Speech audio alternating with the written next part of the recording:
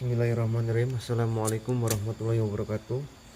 Perkenalkan, nama saya Nasihin, mahasiswa STT BSI Tasikmalaya, jurusan Teknik Informatika. Di sini saya akan menjelaskan tidak banyak mengenai materi multimedia. Oke, langsung saja ya. Sebelum kita jauh membahas tentang multimedia kedepannya apa, kita harus ketahui terlebih dahulu apa sih yang dimaksud dengan multimedia. Kita harus garis bawahi mengenai materi tentang multimedia tersebut. Yang pertama ada multi, yang kedua ada media. Jadi di sini multimedia itu terbagi dari dua frasa, multi dan media. Nah, multi yang berarti banyak, gabungan atau macam-macam. Media berasal dari kata medium yang berarti sesuatu yang dipakai untuk menyampaikan atau membawa sesuatu. Oke, kita memasuki pengertian tentang multimedia.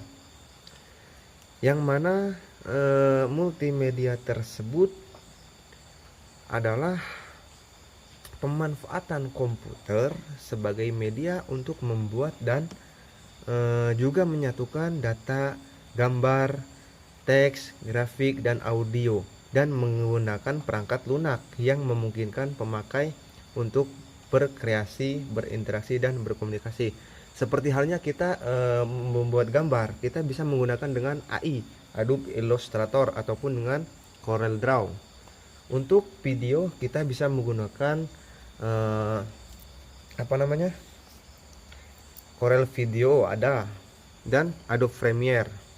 Dan disitu pun berkembang ya, Adobe Premiere dari tahun sekian ke tahun sekian. Begitu pula dengan Corel Draw, Photoshop, itu semakin berkembangnya teknologi, semakin berkembang juga aplikasinya ataupun perangkat lunak tersebut.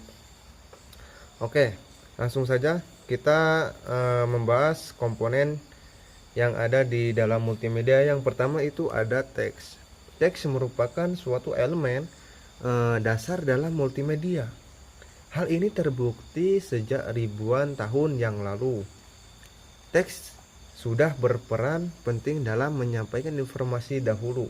Teks dikategorikan sebagai simbol-simbol visual untuk mempresentasikan berbagai macam objek yang ditentukan. Yang kedua ada suara atau yang disebut dengan audio. Di sini merupakan komponen dalam multimedia yang tidak kalah penting dari teks menurut LU pada tahun 1999. Suara adalah sesuatu yang ditimbulkan akibat adanya perubahan tekanan udara yang menjangkau gendang telinga manusia. Beberapa bentuk audio dalam multimedia berupa rekaman, musik, efek suara, dan lain sebagainya. Oke, kita lanjut dengan yang ketiga, yaitu ada video. Yang mana sudah dijelaskan di atas, kita ketika memiliki kreasi video, kita harus menggunakan Corel Video ataupun Adobe Premiere. Kita harus jelaskan apa sih video tersebut. Nah, jika dilihat dari segi bahasanya, video itu merupakan singkatan dari kata visual dan audio, atau sering disingkat dengan FI, yang berarti gambar, sedangkan deo yang sama dengan audio ataupun suara tersebut. Nah, beranjak dari penjabaran tersebut dapat diartikan bahwa video merupakan suatu komponen yang dapat menyajikan susunan ataupun urutan gambar dan suara secara bersamaan. Yang keempat ada grafik ataupun gambar. Nah, ini untuk kalian yang suka menggambar anime, kita bisa menggunakan perangkat lunak yang bernama AI ataupun Adobe Illustrator dan Corel Draw. Bisa dikomposisikan dengan menggunakan Adobe Photoshop.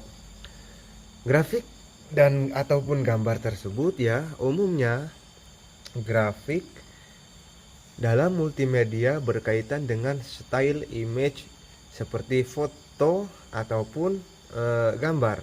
Grafik ini digunakan dalam multimedia untuk memperindah komponen teks yang disajikan kepada pengguna. Yang kelima ada animasi. Nah, ini sangat bagus untuk kalian yang mengambil jurusan seperti di SMK ya, mengambil jurusan multimedia. Apabila kita suka pada anime ataupun film-film, kita bisa membuat salah satu anime. Kita bisa membuat karya untuk mengembangkan imajinasi anak Indonesia. Anime tersebut merupakan suatu teknik untuk menampilkan setiap frame secara berurutan. Kalau kita menggunakan Adobe Flash, itu di Adobe Flash tersebut kita menggunakan ada yang namanya frame by frame, dan lain sebagainya. Di Adobe Flash tersebut ada 5. Nah, kita simpel saja ya. Lanjut untuk jenis-jenis multimedia. Di sini ada yang pertama yaitu multimedia linear. Multimedia linear tersebut sesuai dengan namanya, multimedia juga dengan satu arah, di mana tidak ada navigasi atau tidak ada pengguna. Maksudnya pengguna tidak dapat memberikan respon terhadap informasi yang disajikan dengan jenis linear ini.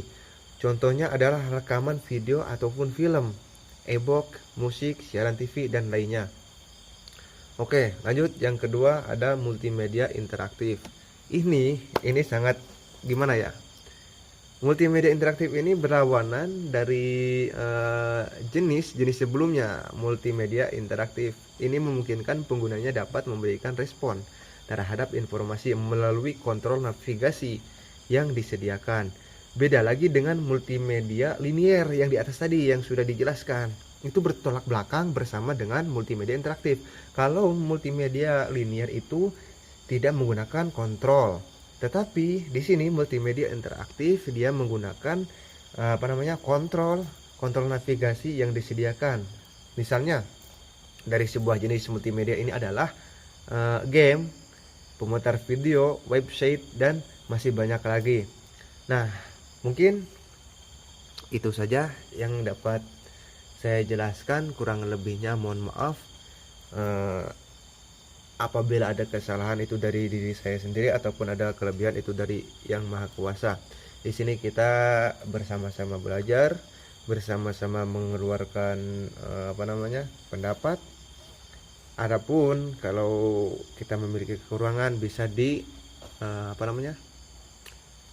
disempurnakan melalui otodidak ataupun guru-guru yang ada di sekitar kita.